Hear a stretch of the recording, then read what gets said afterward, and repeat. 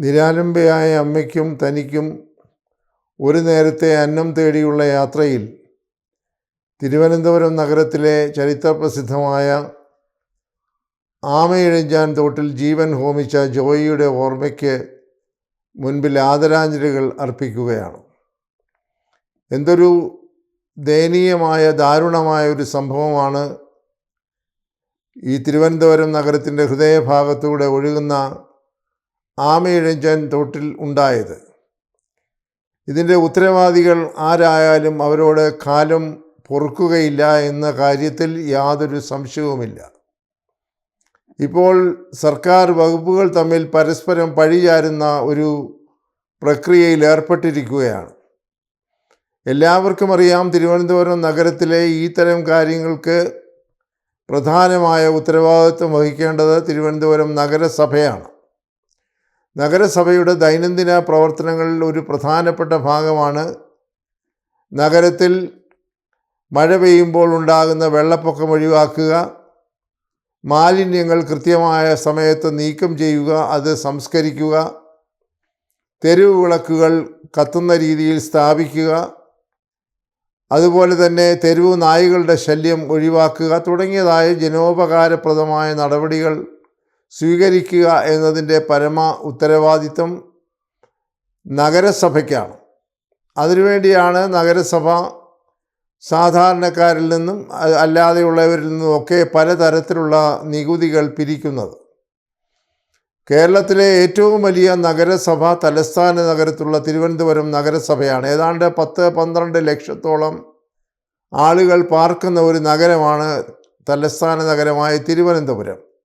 100 വാർഡുകളിലായി പ്രവർത്തിക്കുന്ന ഈ നഗരസഭയിൽ അക്ഷന്തവ്യമായ അപരാധമാണ് ഇപ്പോഴത്തെ ഭരണ സംവിധാനം വരുത്തിയിരിക്കുന്നത് എന്നതിൻ്റെ ഏറ്റവും ഒടുവിലത്തെ ഉദാഹരണമാണ് ഈ ജോയിയുടെ മരണം. ഇപ്പോൾ ഈ കോർപ്പറേഷൻ ഉത്തരവാദപ്പെട്ട ആളുകൾ, മേയർ ഉൾപ്പെടെയുള്ളവർ പറയുന്നത് ഇത് തങ്ങളുടെ കുറ്റം കൊണ്ട് സംഭവിച്ചതല്ല, മറിച്ച് റെയിൽവേ ആണ് ഈ മരണത്തിന് ഉത്തരവാദി എന്നാണ്. അത് വളരെ വിചിത്രമായൊരു വാദമാണ്. ഏതാണ്ട് 12.5 കിലോമീറ്റർ ദൂരമുള്ളതാണ് തിരുവനന്തപുരം നഗരത്തിൻ്റെ മധ്യഭാഗത്തൂടെ ഒഴുകുന്ന ആമയിഴഞ്ചാൻ തോട്. ഈ ആമയിഴഞ്ചാൻ തോടിൻ്റെ ചില ഉപതോടുകളാണ് ഉള്ളൂർ തോട്, കണ്ണമ്മൂലത്തോട്, പട്ടം തോട് എന്നൊക്കെ പേരിൽ അറിയപ്പെടുന്നത്. ഇത് നഗരത്തെ ആകമാനം സ്പർശിച്ചുകൊണ്ടാണ് കടന്നുപോയി ഇത് ഒടുവിൽ ആക്കുളം കായലിൽ ചെന്ന് അവസാനിക്കുന്നത്. ഇവിടെ എന്താണ് യഥാർത്ഥത്തിൽ സംഭവിച്ചത്? മാലിന്യ നിർമ്മാർജ്ജനത്തിനായി ചില തൊഴിലാളികളെ ഈ മാലിന്യം അടിഞ്ഞുകൂടി കിടക്കുന്ന തോട്ടിലിറക്കി സംസ്കരിക്കുന്നതിനായുള്ള ഒരു ശ്രമം റെയിൽവേ ആരംഭിച്ചു. റെയിൽവേയിലെ ഒരു കരാർ തൊഴിലാളിയെ ഈ ജോലിക്കായി നിയോഗിച്ചു. ആ കരാറുകാരൻ നിയോഗിച്ചതായിട്ടുള്ള ആളുകളാണ് ഇവിടെ ഈ ആമയിഴഞ്ചാൻ തോടിൻ്റെ റെയിൽവേ കോമ്പൗണ്ടിനകത്തുള്ള ഭാഗം ശുദ്ധീകരിക്കുന്നതിനായി ഇറങ്ങിയതിൽ അപകടത്തിൽപ്പെട്ടതായി ജോയിയും ഉൾപ്പെട്ടിരുന്നത്. ഇപ്പോൾ കോർപ്പറേഷൻ ഉന്നയിക്കുന്ന വാദം റെയിൽവേയുടെ ഭാഗത്ത് നടന്ന അപകടമായതുകൊണ്ട് ഇതിൻ്റെ പരിപൂർണമായ ഉത്തരവാദിത്വം റെയിൽവേക്കാണ് എന്നാണ്. നമ്മളൊരു കാര്യം ഇതിനകത്ത് കാണേണ്ടത്, അല്ലെങ്കിൽ ബോധപൂർവം കോർപ്പറേഷൻ അധികാരികൾ മറച്ചു വയ്ക്കുന്നത്, ഈ 12.5 കിലോമീറ്റർ ദൈർഘ്യമുള്ള ഈ ആമയിഴഞ്ചാൻ തോടിൻ്റെ 120 മീറ്ററിൽ താഴെയുള്ള ഭാഗം മാത്രമാണ് തമ്പാനൂർ റെയിൽവേ സ്റ്റേഷൻ്റെ അതിർത്തിക്കുള്ളത്. ഇതിൻ്റെ മുകളിലൂടെയാണ് റെയിൽവേ സ്റ്റേഷനിലെ ചില പാളങ്ങൾ പോകുന്നത്. അതിനകത്ത് ഒരു തുരങ്ക രൂപത്തിലാണ് ഈ ഓട അല്ലെങ്കിൽ ഈ തോട് ഒഴുകിക്കൊണ്ടിരിക്കുന്നത്. അപ്പോൾ അവിടെ ആവശ്യമായിട്ടുള്ള മാൻഹോളുകളൊക്കെ ഉണ്ടാക്കിയിട്ടുണ്ടെങ്കിലും കാര്യക്ഷമമായ രീതിയിൽ അവിടെ മാലിന്യ നിർമ്മാർജ്ജനം നടക്കുന്നില്ല എന്നുള്ളതൊരു യാഥാർത്ഥ്യമാണ്. എന്നാൽ ഇവിടെ അവശേഷിക്കുന്ന ഒരു പ്രധാനപ്പെട്ട ചോദ്യം, ഈ റെയിൽവേ കോമ്പൗണ്ടിനകത്തുള്ള ഭാഗത്ത് മാത്രമല്ല ഈ മാലിന്യം അടിഞ്ഞുകൂടിയിരിക്കുന്നത്. ഈ ആമയിഴഞ്ചാൻ തോടിൻ്റെ ഉത്ഭവം മുതൽ അവസാനിക്കുന്ന ഇടം വരെയും ടൺ കണക്കിനുള്ള മാലിന്യങ്ങൾ കൊണ്ട് നിറഞ്ഞു കിടക്കുകയാണ്. പ്ലാസ്റ്റിക് മാലിന്യങ്ങൾ, മറ്റു തരത്തിലുള്ള അജൈവ മാലിന്യങ്ങൾ കൊണ്ടൊക്കെ ഈ തോട്ടിലെ ജല ഒഴുക്ക് പലയിടത്തും തടഞ്ഞു കിടക്കുകയാണ്. അതുകൊണ്ടാണ് ഒരു സാധാരണ മഴ പെയ്യുമ്പോൾ പോലും തമ്പാനൂർ, പഴവങ്ങാടി, കിഴക്കേക്കോട്ട തുടങ്ങിയ പ്രദേശങ്ങൾ മുട്ടിലും അറ്റത്തിലും അധികം വെള്ളത്തിലാകുന്നത്. അപ്പോൾ അത് ഈ 120 മീറ്റർ ഭാഗത്തുണ്ടായ തടസ്സം കൊണ്ട് മാത്രം സംഭവിക്കുന്നതല്ലല്ലോ. അപ്പോൾ ഈ 120 മീറ്ററിന് ബാക്കിയുള്ള ഈ തോടിൻ്റെ ഭാഗങ്ങൾ മാലിന്യ നിർമ്മാർജ്ജനം നടത്തുവാനുള്ള ഉത്തരവാദിത്തം പൂർണ്ണമായി തിരുവനന്തപുരം നഗരസഭയ്ക്കാണല്ലോ. ഇത്രയും കെടുകാര്യസ്ഥതയുള്ള, കാര്യക്ഷമതയില്ലാത്തതായിട്ടുള്ള ഒരു ഭരണ സംവിധാനം തിരുവനന്തപുരം നഗരസഭയിൽ മുൻപൊരിക്കലും ഉണ്ടായിട്ടില്ല എന്നുള്ളതാണ് യാഥാർത്ഥ്യം.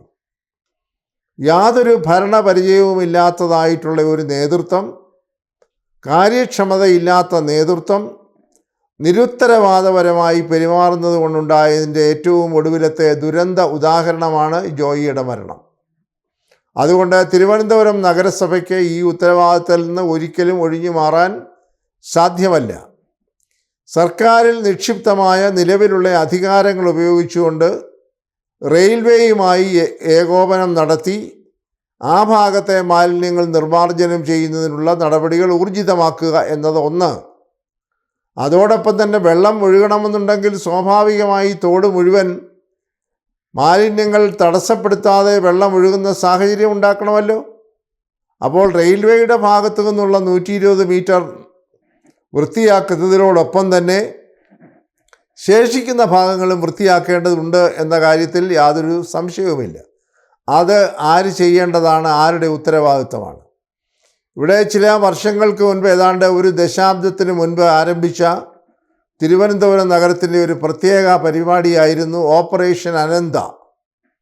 അന്ന് ചീഫ് സെക്രട്ടറി ആയിരുന്ന ശ്രീ ജിജി തോംസണും ജില്ലാ കളക്ടറായിരുന്ന ശ്രീ ബിജു പ്രഭാകരും വളരെ ഉത്സാഹത്തോടുകൂടി ആരംഭിച്ച ഒരു പദ്ധതിയാണ് ഓപ്പറേഷൻ അനന്ത എന്ന പേരിൽ അറിയപ്പെട്ട് അവർ ഊന്നൽ നൽകിയതായിട്ടുള്ള മാലിന്യ നിർമ്മാർജ്ജനം. അവർ വളരെ ഗണ്യമായ രീതിയിൽ മാലിന്യ നിർമ്മാർജ്ജനം നല്ല ഒരളവ് വരെ നടത്തി. പക്ഷേ ദൗർഭാഗ്യകരം എന്ന് പറയട്ടെ, അവർ ആ സ്ഥാനത്ത് നിന്ന് മാറിക്കഴിഞ്ഞപ്പോൾ പിന്നീട് ചുമതലയേറ്റ അധികാരികളും അതോടൊപ്പം തന്നെ സർക്കാരും ആ പദ്ധതി തുടർന്നു കൊണ്ടുപോയില്ല എന്നതാണ് ഏറ്റവും ദയനീയമായിട്ടുള്ള സാഹചര്യം. ആ ഓപ്പറേഷൻ അനന്ത എന്ന പരിപാടി ഉത്തരവാദിത്തത്തോടെ 2016 അധികാരത്തിൽ വന്ന ഈ പറയുന്ന പിണറായി സർക്കാരും അന്നത്തെ ചീഫ് സെക്രട്ടറിയും ഒക്കെ ഗൗരവത്തോടുകൂടി കണ്ട്, നഗരസഭ ഉൾപ്പെടെയുള്ള ഉത്തരവാദപ്പെട്ടവർ ഗൗരവത്തോടുകൂടി കണ്ട് തുടർന്നിരുന്നെങ്കിൽ ഈ തരത്തിലുള്ള ദുരന്തം ആവർത്തിക്കുകയില്ലായിരുന്നു എന്നുള്ളതാണ് പരമമായ സത്യം. ഇന്നും തിരുവനന്തപുരം നഗരത്തിൻ്റെ മുഖം അത്യന്തം വികൃതവും മലീമസവുമാണ്. തോടുകൾ മുഴുവൻ അജൈവ മാലിന്യങ്ങൾ കൊണ്ട് നിറഞ്ഞ് വെള്ളത്തിൻ്റെ ഒഴുക്ക് തടസ്സപ്പെട്ടിരിക്കുകയാണ്. ടൺ കണക്കിന് മാലിന്യങ്ങളാണ് പലപ്പോഴുമൊക്കെ ഈ തോട്ടിൽ നിന്ന് ശേഖരിച്ച് അതിൻ്റെ കരയ്ക്ക് വയ്ക്കുകയും അത് വേണ്ട രീതിയിൽ അവിടുന്ന് നീക്കം ചെയ്യാത്തതിൻ്റെ ഫലമായി വീണ്ടും മഴ പെയ്യുമ്പോൾ തോട്ടിലേക്ക് തന്നെ വീഴുകയും ചെയ്യുന്ന ഒരു സാഹചര്യം. അതുപോലെ അവിടെയായി ക്യാമറകൾ വെച്ചിട്ടുണ്ട് എന്നൊക്കെയാണ് കോർപ്പറേഷൻ അവകാശപ്പെടുന്നത്. എന്നാൽ ആ ക്യാമറകളൊന്നും വേണ്ട രീതിയിൽ പ്രവർത്തിക്കുന്നില്ല. അത് പരിശോധിക്കാനുള്ള സംവിധാനവുമില്ല. ചിലയിടങ്ങളിലൊക്കെ ഈ തോടിൻ്റെ രണ്ട് കരയിലും വലകളൊക്കെ കെട്ടിയിട്ടുണ്ട്. പലപ്പോഴും ഈ വലകളൊന്നും കാര്യക്ഷമമായി സംരക്ഷിക്കാത്തതുകൊണ്ട് പൊട്ടി പൊളിഞ്ഞു കിടക്കുകയാണ്. അതിന് മുകളിലൂടെയും ഉള്ളിലൂടെയും ടൺ കണക്കിന് മാലിന്യങ്ങൾ ഈ തോട്ടിലേക്ക് വലിച്ചെറിയുന്ന സാഹചര്യം നിലനിൽക്കുന്നുണ്ട്. ഇതിനകത്ത് ഏറ്റവും വലിയ കുറ്റവാളികൾ എന്ന് പറയാവുന്നത് ഈ തോടിൻ്റെ പരിസരത്തും അല്പം അകലെയായി പ്രവർത്തിക്കുന്ന വൻകിട ഹോട്ടലുകളിലെ മാലിന്യ നിക്ഷേപം മൂലമാണ്. അവിടെ നിന്ന് ചാക്ക് കണക്കിനുള്ള മാലിന്യങ്ങൾ യാതൊരു തരത്തിലും ഒരു കൂസലും ഒരു തടസ്സവുമില്ലാതെ അവിടുത്തെ ജോലിക്കാരെ ഉപയോഗിച്ചുകൊണ്ട് രാത്രി സമയങ്ങളിൽ ഈ തോട്ടിൽ കൊണ്ട് തള്ളുന്നത് ഒരു പതിവായിരിക്കുന്നു. അവിടെയൊന്നും ഈ ക്യാമറകൾ കാര്യക്ഷമമായി പ്രവർത്തിക്കുന്നില്ല. ഉത്തരവാദപ്പെട്ട ആളുകൾ പരിശോധിക്കുന്നില്ല. ഉറവിടത്തിൽ മാലിന്യം സംസ്കരിക്കുന്നതിനുള്ള സംവിധാനമുണ്ടോ എന്ന് കോർപ്പറേഷൻ്റെ ബന്ധപ്പെട്ട ഉദ്യോഗസ്ഥർ പരിശോധിക്കുന്നില്ല. ഇവിടെയെല്ലാം വലിയ ഒരു മാഫിയ പ്രവർത്തിക്കുന്നുണ്ട് എന്ന് പറഞ്ഞാലും അധികം പറ്റാവുകയില്ല. കോർപ്പറേഷൻ ജീവനക്കാരുടെ ഇവരുമായിട്ടുള്ള ഒത്തുകളി, കോർപ്പറേഷനിലെ ഹെൽത്ത് വിഭാഗം നിരുത്തരവാദമായി പെരുമാറുന്നതിൻ്റെ ഒരു തെളിവ്. ഈ തരത്തിലൊക്കെയാണ് ഇതിനെ കാണേണ്ടത്. ഇപ്പോൾ ബഹുമാനപ്പെട്ട തദ്ദേശ സ്വയംഭരണ മന്ത്രി ഒരു വലിയ വാർത്താ സമ്മേളനം നടത്തി ഈ കോർപ്പറേഷനെ സംരക്ഷിക്കാനുള്ള ഒരു ശ്രമം നടത്തിയിട്ടുണ്ട്. അദ്ദേഹം പറയുന്നത് കോർപ്പറേഷൻ അല്ല ഇതിനകത്ത് ഉത്തരവാദി, ഇത് മുഴുവൻ റെയിൽവേ ആണ് ഉത്തരവാദി. എത്ര നിരർത്ഥകമായ വാദമാണ്! അദ്ദേഹം രാഷ്ട്രീയമായ കാരണങ്ങളാൽ കോർപ്പറേഷനെയും മേയറെയും സംരക്ഷിക്കണമെന്നുള്ളതുകൊണ്ട് അദ്ദേഹം അതിന് മറയിടാനാണ് ശ്രമിക്കുന്നത്. ഏതാണ്ട് 8.08 കോടി രൂപ തിരുവനന്തപുരം കോർപ്പറേഷനിൽ മാലിന്യ നിർമ്മാർജ്ജനത്തിനായി സർക്കാർ അനുവദിച്ചിട്ട് അതിൽ 2.26 കോടി രൂപ മാത്രമേ നാളിതുവരെ ചെലവഴിച്ചിട്ടുള്ളൂ. 25% അടുത്ത് മാത്രമേ ഉള്ളൂ. എത്ര ഉത്തരവാദിത്തമില്ലായ്മയാണ് കോർപ്പറേഷൻ്റെ ഭാഗത്തുണ്ടായത്! കോർപ്പറേഷനെ നിയന്ത്രിക്കുന്ന തദ്ദേശ സ്വയംഭരണ വകുപ്പിൻ്റെ ചുമതലയുള്ള മന്ത്രി ഇത്തരം കാര്യങ്ങളിൽ എത്ര ശ്രദ്ധ ചെലുത്തുന്നു? നമുക്കറിയാമല്ലോ, കൊച്ചിയിലെ ബ്രഹ്മപുരം മാലിന്യ നിർമ്മാർജ്ജന പ്ലാന്റിലുണ്ടായ തീപിടുത്തവും അതിനെ തുടർന്നുള്ള അന്വേഷണങ്ങളും ഒക്കെ എവിടെ എത്തി നിൽക്കുന്നു?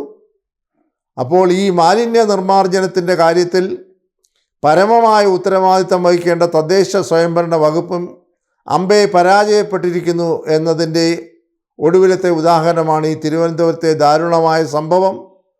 അതുകൊണ്ട് ഇത് ആരുടെയെങ്കിലും തലയിൽ പഴി ചാരിക്കൊണ്ട് ഇതിൽ നിന്ന് ഒഴിഞ്ഞു മാറുന്നതല്ലെങ്കിൽ എന്തെങ്കിലും ചെറിയ സഹായം ഈ മരിച്ചുപോയ ജോയിയുടെ കുടുംബത്തിന് നൽകി അതിൻ്റെ പേരിൽ വീമ്പിളക്കിക്കൊണ്ട് മുന്നോട്ട് പോകുന്നത് ഒട്ടും ശരിയല്ല.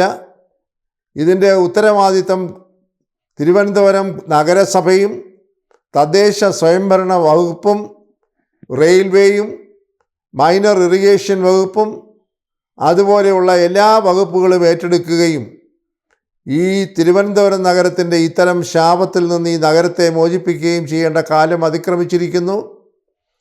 ഈ വെള്ളപ്പൊക്കത്തിൻ്റെ കാരണങ്ങൾ കണ്ടുപിടിച്ച് യഥായോഗ്യം ഈ തോടുകളൊക്കെ ഈ മാലിന്യമുക്തമാക്കണം. വൻകിട കയ്യേറ്റങ്ങൾ ഈ തോടിൻ്റെ ഇരുവശങ്ങളിലും ഉണ്ടായിട്ടുണ്ട്. അത് ഒഴിപ്പിക്കാനുള്ള ശ്രമം നടത്തണം. അവിടെയൊക്കെ രാഷ്ട്രീയമായ രീതിയിൽ ഈ പ്രശ്നത്തെ സമീപിച്ചാൽ തിരുവനന്തപുരം നഗരത്തിൻ്റെ ഗതി ഇതിനേക്കാൾ വളരെ ദയനീയമായിരിക്കും. അതുകൊണ്ട് പരസ്പരം പഴിചാരുന്ന ഏർപ്പാടിവിടെ അവസാനിപ്പിച്ചിട്ട് തദ്ദേശ സ്വയംഭരണ വകുപ്പും നഗരസഭയും ബന്ധപ്പെട്ട വകുപ്പുകളും റെയിൽവേ ഉൾപ്പെടെയുള്ളതുമായിട്ടുള്ള ഏകോപനം ഫലപ്രദമായി മുന്നോട്ട് കൊണ്ടുപോകാൻ ഈ സർക്കാർ തയ്യാറാകുന്നില്ല എങ്കിൽ ജനങ്ങളിൽ നിന്നുള്ള പ്രതികരണം വളരെ ഗൗരവമുള്ളതാകും, വളരെ ബുദ്ധിമുട്ടുകൾ ഉണ്ടാക്കും. തിരുവനന്തപുരം നഗരത്തിൻ്റെ ആകെ കൂടിയുള്ള ഈ പ്രവർത്തനങ്ങൾ ആകെ താറുമാറാകും. ഒരു കാലത്തും ഇവിടെ ശുദ്ധീകരണം പൂർണ്ണമാവുകയില്ല. അതിൽ നിന്നുണ്ടാകുന്ന സാംക്രമിക രോഗങ്ങളും തുടർന്നുള്ള മറ്റ് പ്രശ്നങ്ങളുമൊക്കെ തിരുവനന്തപുരം നഗരത്തിലെ ജീവിതം ദുസ്സഹമാക്കും എന്നത് എടുത്തു പറയേണ്ടതില്ല. അത് ഒഴിവാക്കുന്നതിനുള്ള ഫലപ്രദമായ നടപടികൾ സ്വീകരിക്കേണ്ട കാലം അതിക്രമിച്ചിരിക്കുന്നു എന്നാണ് തിരുവനന്തപുരം നഗരവാസികൾ എല്ലാ രാഷ്ട്രീയവും മറന്ന് ഒരേ ശബ്ദത്തോടു കൂടി ആവശ്യപ്പെട്ടുകൊണ്ടിരിക്കുന്നത്.